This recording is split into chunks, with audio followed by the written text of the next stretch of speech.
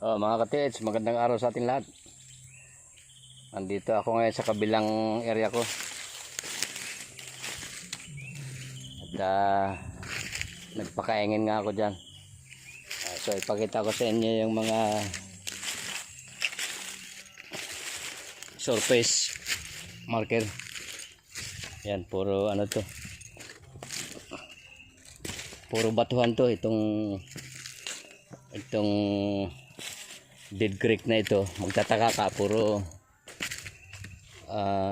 nakalinya ng mga bato. So yan.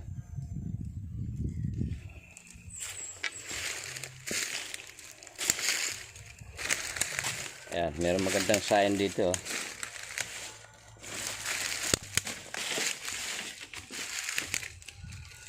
Ayan.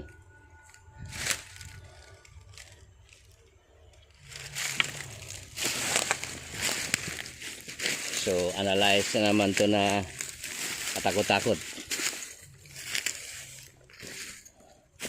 Pagdating dito iyan naman ang bubungad.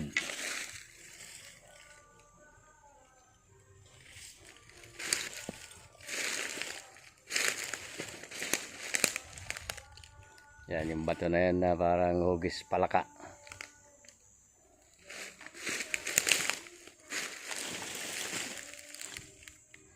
Yan.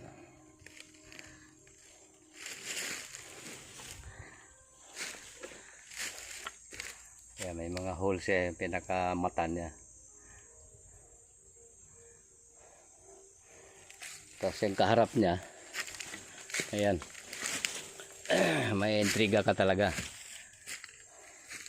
Kasi parang ulo ng bupalo. Yan o. Ulo talaga siya ng bupalo, kalabaw. Nakaharap siya dyan. So ito yung lugar na kung saan pinapakaingin ko. Tatamnan ko ito ng mga, itong may mga kahoy na to, sisingitan ko ng ng mga lansunes.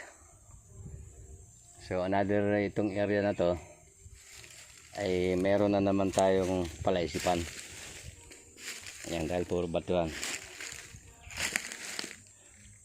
Malamang merong loading system ang Japanese dito. At nakita ko na yung plano namin dito.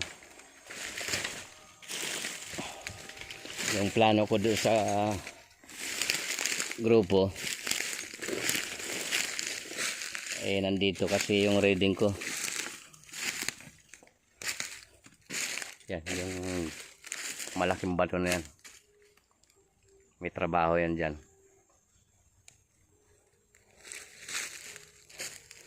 Yan, yung malaki na yan. Nandyan yung entrance sa ilalim niya, sa baba niya. Nalinis kasi kaya nabuksan to. Nagpatabas ako dito. So yung the big rock. Yan. May letters yan na may mga hugis-hugis kwadrado, kuhit. So yan. May possibility na ito yung entrance. Yan.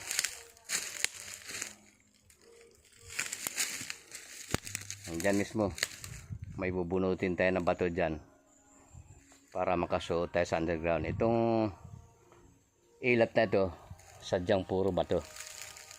Kanya pagka super lakas ng ulan, walang tubig na dumadalo dyan, kundi may underpassage siya ng tubig. So may tunneling system ito. Diyan mismo yung operation, kaya maghahanda tayo dito ng pang 20 tunnels na chin block. So plano pa lang. Yan, napakalaki itong bato na to. As in puro batuhan yung area.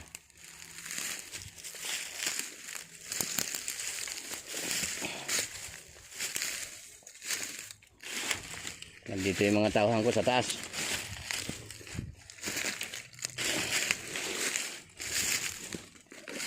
Bali magdalawang grupo yung tao natin kasi gusto ko makahabol ng tanim dito eh. So yan o, yung big rock.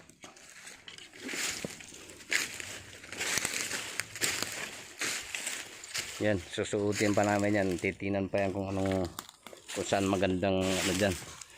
Dapat makita natin yung secret door nito.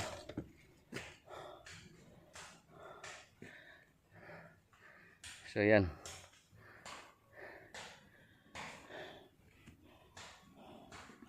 Kasi tinan ko muna yung tawang ko kung hanggang saan sila.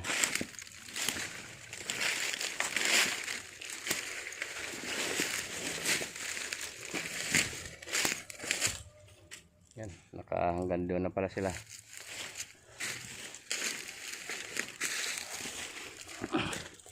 Another image na naman, mas malaking bato din ito dito. Ayan, may bibig. Nakalingon siya papunta roon din. Yang figurize ng isang malaking isda din. Nakalingon din siya doon sa big rock na yung pinakamalaki nandyan. Ayun. So nandyan lang naman yan, hindi naman yan mawawala dyan dito sa area ko na to. So may pagitan ako dito, ito yung pinaka boundary namin na pagkasunduan na namin ito ng pagka nag-operate. Kasama siya.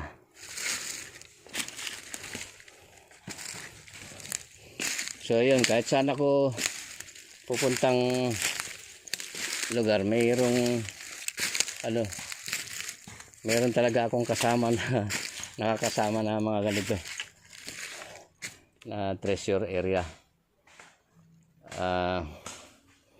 Ano kasi ito noong World War II, Japanese encampment talaga ito kasi nandyan yung Mount Samat Shrine.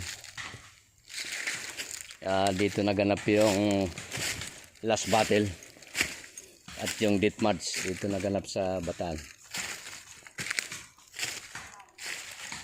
Kaya mga kaparmer, mga ka-TH, hanggang dito na lang muna. Maraming salamat sa atin at God bless.